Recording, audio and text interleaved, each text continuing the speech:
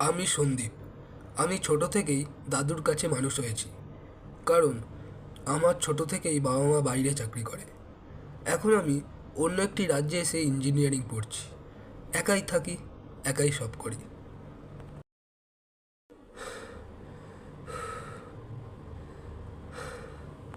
আজ খুব গরম বলে হাঁপিয়ে গেছিলাম।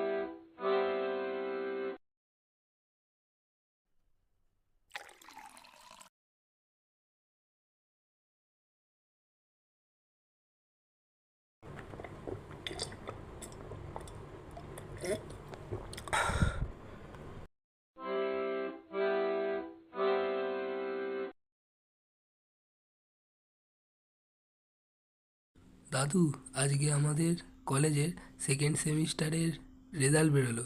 আমি এই গ্রেডে পাস করেছি। তুমি সবচেয়ে বেশি খুশি হবে, তাই তোমাকে আগে জানালাম। তাড়াতাড়ি রিপ্লাই দাও, আমি অপেক্ষা করছি। কিছুক্ষণের মধ্যে রিপ্লাই দাও, আমি কিন্তু অপেক্ষা করছি।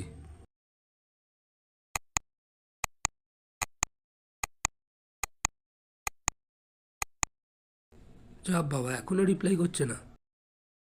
দাদু, রিপ্লাই করো, আমি অপেক্ষা করছি।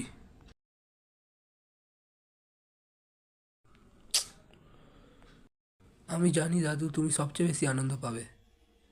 প্লিজ দাদু, রিপ্লাই দাও প্লিজ।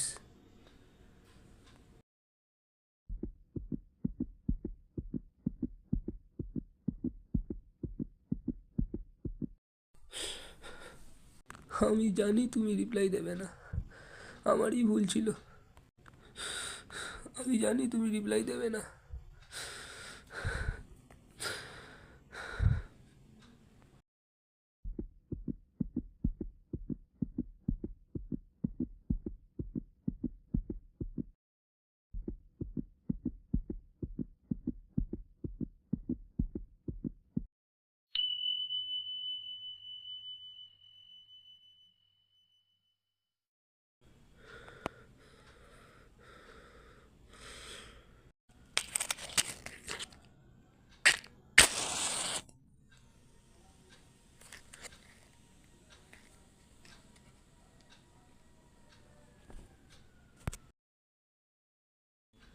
দাদু, আমায় আশীর্বাদ করো।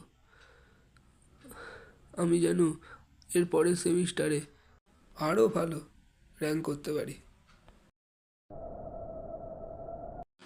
দাদু, আমায় ক্ষমা করে দিও। এসবের জন্য আমিই দায়ী, শুধু আমিই দায়ী।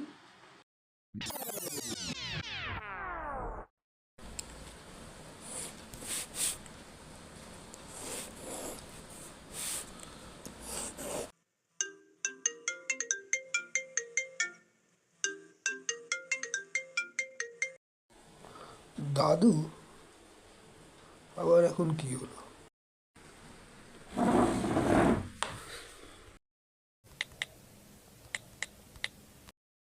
হ্যালো। হ্যাঁ দাদু, বলো। ব্যস্ত নাকি? হ্যাঁ, আমি ব্যস্ত আছি এখন। বলো, তাড়াতাড়ি বলো।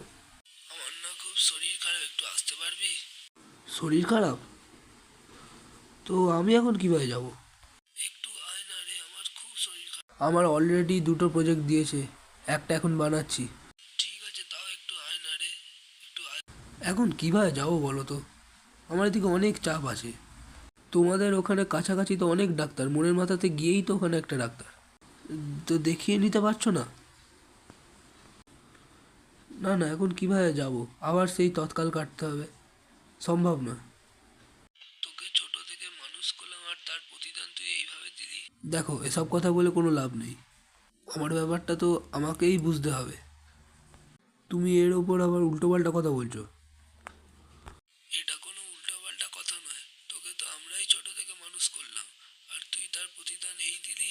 তাহলে ছোট থেকে মানুষ করার দরকার কী ছিল যখন এসব কথা বলবে? ঠিক আছে, রাখ, তোকে আসতে হবে না। শরীর খারাপ, ডাক্তার ওখানেই আছে, আমাকে যেতে হবে।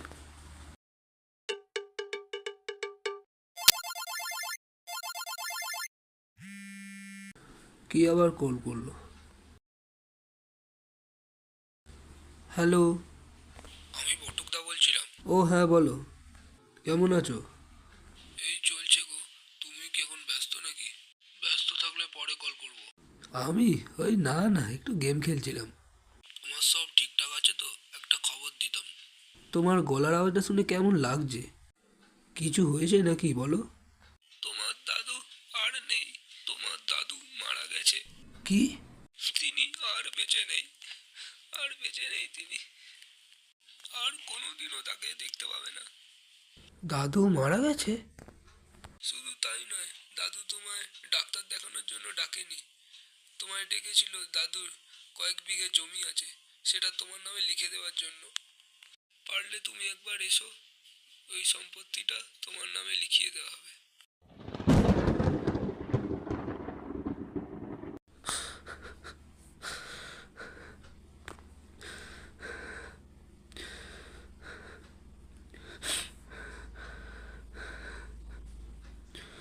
আমি কি করলাম? আমি একবারও যেতে পারলাম না। আগে জরুরি এই কাজগুলো হয়ে গেল আমার।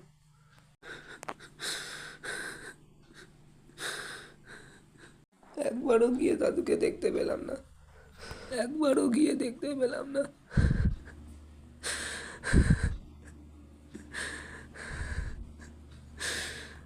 এই আমি কি করলাম?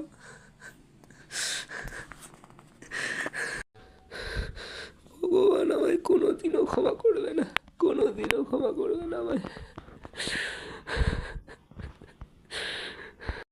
দাদু, তুমি যেখানেই থেকো ভালো থেকো। আর তাই সকলের উদ্দেশ্যে বলা হচ্ছে, জীবনে যতই গুরুত্বপূর্ণ কাজ থাকুক না কেন, যে সমস্ত মানুষেরা ধীরে ধীরে আমাদের কাছ থেকে হারিয়ে যাবে, সবসময় তাদের পাশে আগে থাকা উচিত।